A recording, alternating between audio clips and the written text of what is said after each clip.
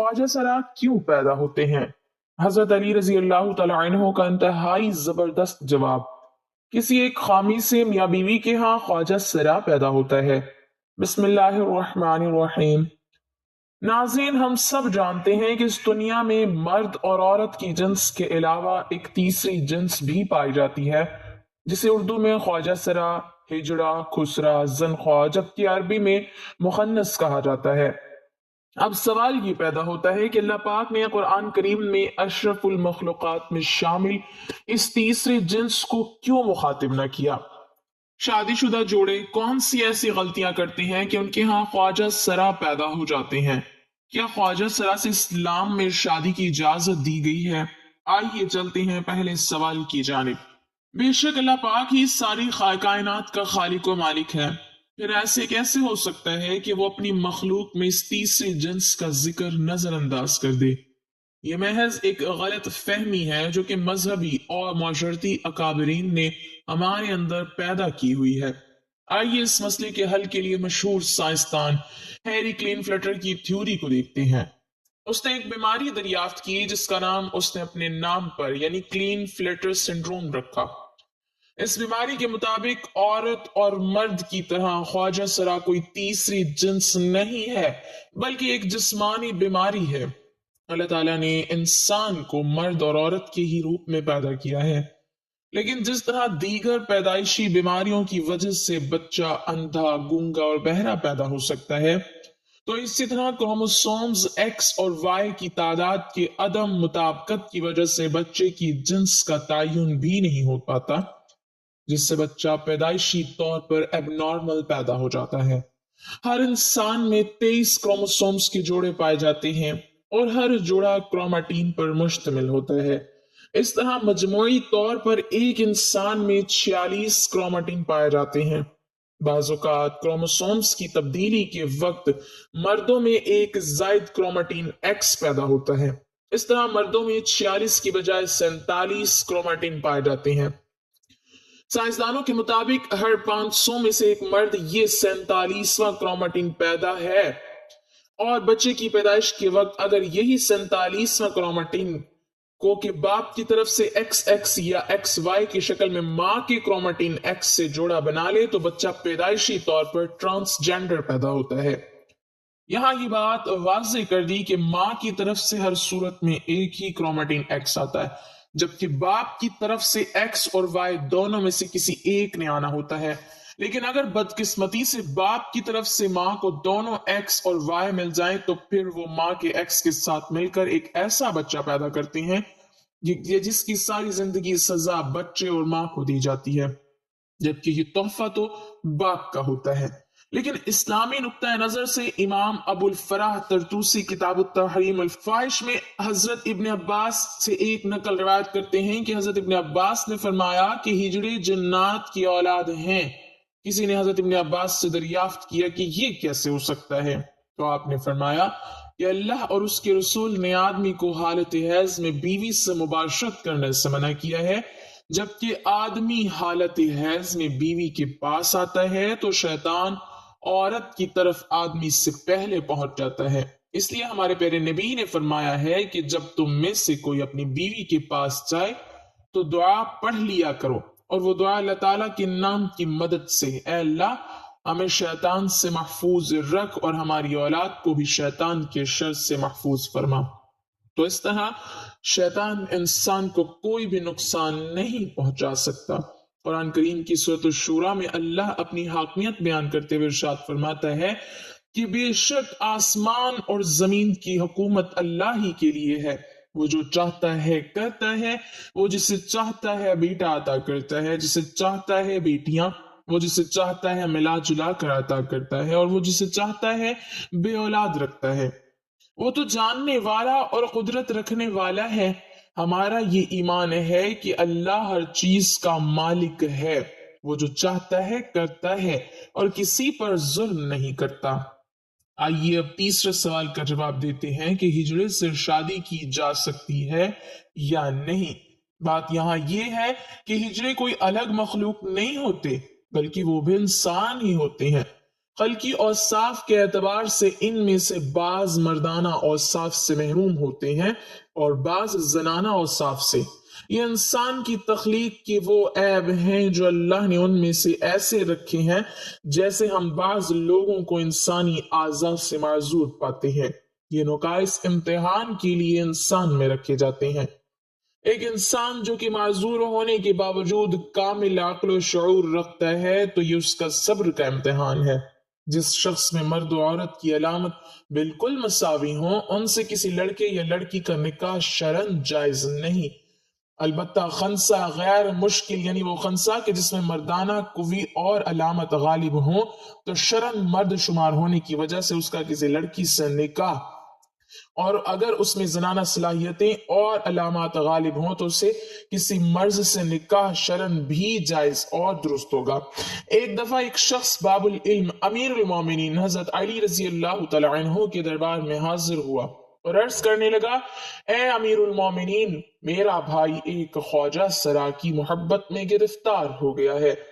جب ہم نے اس کو اس مکروہ عمل سے باز رکھنے کی کوشش کی تو اس نے اس مخنث سے شادی کر لی۔ اب آپ بتائیے کیا یہ نکاح جائز ہے؟ جب یہ معاملہ حضرت علی رضی اللہ تعالیٰ عنہ کے سامنے پیش کیا گیا تو آپ نے خواجہ سرا سے دریافت کیا کہ تمہاری مشابہت مرد کی طرح ہے یا عورت جیسی ہے؟ خواجہ سرا نے بتایا کہ مجھ میں مرد اور عورت دونوں کی خصوصیات پائی جاتی ہیں، مجھے ماہواری بھی آتی ہے اور میں مردوں کی طرح بھی زندگی گزارتا ہوں۔ حضرت علی رضی اللہ تعالیٰ عنہ نے اپنے غلاموں کو حکم دیا کہ خواجہ سرا کی دونوں طرف والی پسلیاں شمار کریں، اگر پائی جانے والی ایک پسلی کم دکھائی دے تو پھر اس کو مرد سمجھا جائے گا ورنہ اس کو عورت تصور کیا جائے گا۔ جب یہ واضح ہو جائے کہ خواجہ سرا کی ایک پسلی کم ہے تو حضرت علی رضی اللہ تعالیٰ عنہ نے فیصلہ صادر فرما دیا کہ اسے مرد شمار کیا جائے اور اس کے شوہر اور اس کے درمیان علیحدگی کروا دی جائے۔ اسی طرح خواجہ سرا کی وراثت کا بھی مسئلہ ہے، اگر تو وہ مرد کے مشابہ ہے تو مرد کا حصہ پایا جائے گا اور اگر عورت کے مشابہ ہے تو عورت کا حصہ پائے گا۔ افسوس کہ ہمارا معاشرہ جو کہ اسلامی معاشرہ کہلاتا ہے، اس میں انہیں عزت و احترام حاصل نہیں جو کہ مرد و زن کو حاصل ہے۔ اسلام میں قدرتی طور پر پیدا ہونے والے ہجڑے بچوں کے لیے وراثت میں حصہ رکھا گیا ہے۔ اس معاملے میں سب سے پہلے والدین کو شعور دینا چاہیے کہ اگر کوئی ایسا بچہ پیدا ہوتا ہے تو اس صورت میں اسے گھر سے نکالنے کی بجائے معذور سمجھ کر معاشرے کا کارآمد شہری بنانا چاہیے۔ اس مسئلے میں دوسری اور بڑی ذمہ داری حکومت وقت پر عائد ہوتی ہے کہ ان پر جو کام کاج کے دروازے بند ہوتے ہیں جس کی وجہ سے یہ سڑکوں پر بھیک مانگنے تک مجبور ہو جاتے ہیں وہ ختم کی جائیں۔ اس سلسلے میں قانون تو موجود ہے لیکن عمل کوئی نہیں کرتا۔ بہرحال آج ہماری ویڈیو اسی سلسلے میں ایک کاوش تھی کہ ان لوگوں کے وہ حقوق دلوائے جائیں جو کہ باقی تمام شہریوں کو حاصل ہیں۔ میری آپ سب سے درخواست ہے کہ خواجہ سرا کو حقیر نظر سے دیکھنے کی بجائے ان کو بھی عزت و احترام دیا جائے جیسے کہ معاشرے کی دوسرے تمام افراد کو حاصل ہے۔ قرآن پاک کی سورہ شورى آیت نمبر 49 سے 50 میں اللہ تعالیٰ کا فرمان ہے کہ وہ زمین اور آسمان کی بادشاہی کا مالک ہے، وہ جو کچھ چاہتا ہے پیدا فرماتا ہے، جسے چاہتا ہے لڑکیاں دیتا ہے، جسے چاہتا ہے لڑکے لڑکیاں ملا کر دیتا ہے اور جسے چاہتا ہے بانجھ کر دیتا ہے۔ وہ سب کچھ جانتا ہے اور ہر چیز پر قادر ہے۔ ناظرین، اللہ تعالیٰ غفور الرحیم ہے، وہ جو چاہتا ہے کرتا ہے، لیکن یاد رکھیں کہ وہ کبھی بھی کسی پر ظلم نہیں کرتا۔ ناظرین، ہمارے ہاں اکثر آپ نے شادی بیاہوں اور میلوں ٹھیلوں پر ایسے لوگوں کو دیکھا ہوگا جو کہ ناچتے گاتے اور بعض حالتوں میں بھیک بھی مانگتے نظر آتے ہیں۔ ان کے مختلف نام ہیں جیسے خسرا، مخنث، ہجڑا، خواجہ سرا وغیرہ وغیرہ۔ ان میں سوائے خواجہ سرا کے باقی کے نام سے تحقیر اور طنز نظر آتا ہے۔ لفظ خواجہ سرا یہ قدرے بہتر نام ہے۔ یہ نام ان کو مغل بادشاہوں نے دیا تھا۔ فارسی زبان میں افسر کو خواجہ اور محل کو سرا کہتے ہیں، لہٰذا اس سے مراد ہوا محل کے افسر۔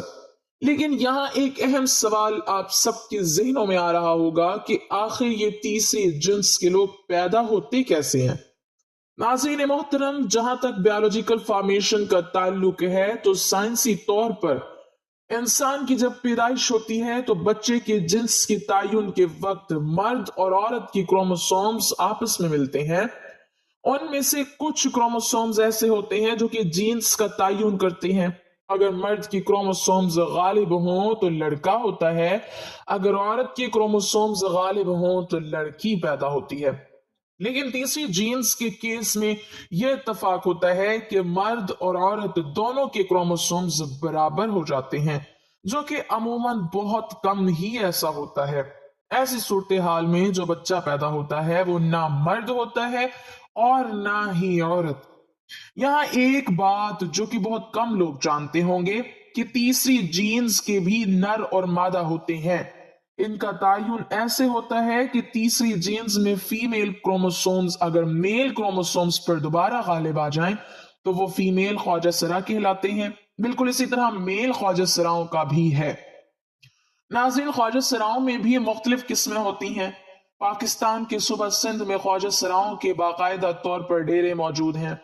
उन डेरों को सिंधी जबान में मड़ई कहा जाता है, जहां सिंध के ख्वाजा सराओं के सबसे अहम गिरोह रिहाइश पजीर हैं।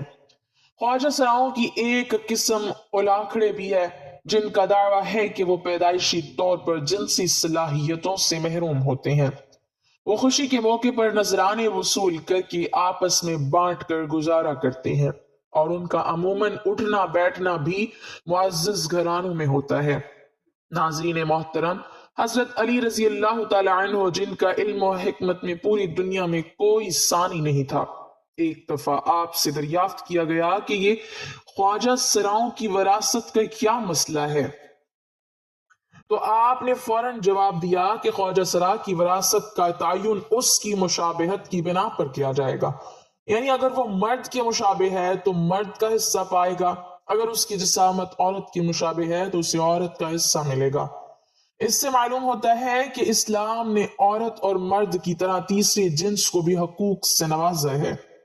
एक दफा एक शख्स ने एक खंसा यानी ख्वाजा सरा से शादी की और मेहर में उस शख्स ने अपनी बीवी यानी खंसा को एक लौंडी दी। वो खंसा यानी वो ख्वाजा सरा इस किस्म का था कि उसका फ्रिज मर्दों और औरतों दोनों किस्म का था।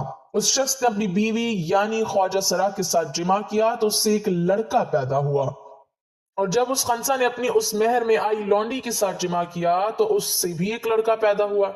ये बात मशहूर हो गई और मामला अमीरुल मोमिनीन सैयदना अली मुर्तजा रजी अल्लाह तआला अन्हु की खिदमत में पेश किया गया।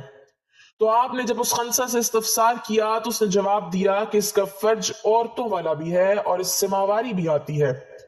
हजरत अली रजी अल्लाह तआला अन्हु ने अपने दोनों गुलामों बर्क और कुंबर को बुलाया और उनको हुक्म दिया कि वो खंसा यानी इस ख्वाजा सरा की दोनों तरफ वाली पसलियां शुमार करें। अगर बाएं जानिब वाली एक पसली दाएं जानिब से कम हो तो फिर उस खंसा को मर्द समझा जाएगा, वरना उसको औरत तस्वुर किया जाएगा। इसके बाद जब ये वाज़ेह हो गया कि उस ख्वाजा सरा की एक पसली कम है तो हजरत अली रजी अल्लाह तआला अन्हु ने उसके मर्द होने का फैसला सादिर फरमा दिया और उसके शौहर और उसके दरमियान अलहदगी करवा दी। नाज़रीन, इस्लामिक कुतुब में दर्ज है कि जब अल्लाह ताला ने हजरत आदम अलैहिस्सलाम को अकेला फरमाया और फिर अल्लाह ताला ने हजरत आदम अलैहिस्सलाम पर एहसान का इरादा फरमाया कि उसका जोड़ा पैदा फरमाया जाए ताकि उनमें से हर एक अपने जोड़े से सुकून हासिल करे। हजरत आदम अलैहिस्सलाम बेदार हुए तो उनकी बाईं जानिब एक हसीन और जमील औरत बैठी हुई थी। यही वजह है कि मर्द की बाईं जानिब की पसली औरत से कम होती है और औरत की दूसरी जानिब की पसलियां बराबर होती हैं। कुल पसलियों की तादाद 24 है, 12 दाईं जानिब और 12 बाईं जानिब होती है, जबकि मर्द की दाईं जानिब 12 और बाईं जानिब 11 होती हैं। तो मर्द की कुल पसलियां 24 की बजाय 23 होती हैं। लेकिन एक इस्लामी जमहूरिया मुल्क होने के बावजूद इस मुल्क में रहने वाले अफराद इस्लाम से बहुत दूर जा चुके हैं। इस्लाम जितना इंसानियत का दर्स देता है, अफसोस के साथ कहना पड़ रहा है कि हम उतना ही इंसानियत से दूर जा रहे हैं।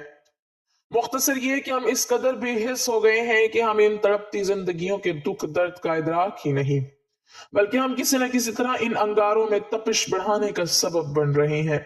ये बिल्कुल हमारी ही तरह के इंसान है, ये सांस तो लेते हैं मगर घुट घुट कर। इन्हें जीने का हक तो है मगर इसके लिए इन्हें बहुत बड़ी कीमत चुकाना पड़ती है। इनके रंग बिरंगे लिबास, चमकते जेवरात, रोशन रंगीन चेहरे, खनकते पायल और लड़खड़ाते बल खाते बदन में जिंदगी घिसटती तो है, मगर दहकते अंगारों पर। उनकी चमक दमक के पीछे ना जाने कितने अंदोहनाक कहानियां हैं जिन्हें सुनने की सक्कत शायद हम में ना हो सकता है कि हमारी रूह इन कहानियों का बोझ उठाने से इनकार ही कर दे। तो नाजरीन, ये थी हमारे माशरे में जीते जागते उन सितम जरीफियों की कहानी जिनको हर जगह तंज और तहकीक का सामना करना पड़ता है। अल्लाह पाक हमें बेहतर अमल की तौफीक अता फरमाए और हमारा खात्मा ईमान पर फरमाए, आमीन। नाजरीन, कमेंट बॉक्स में अल्लाह ताला के 99 नामों में से एक नाम जरूर टाइप करें।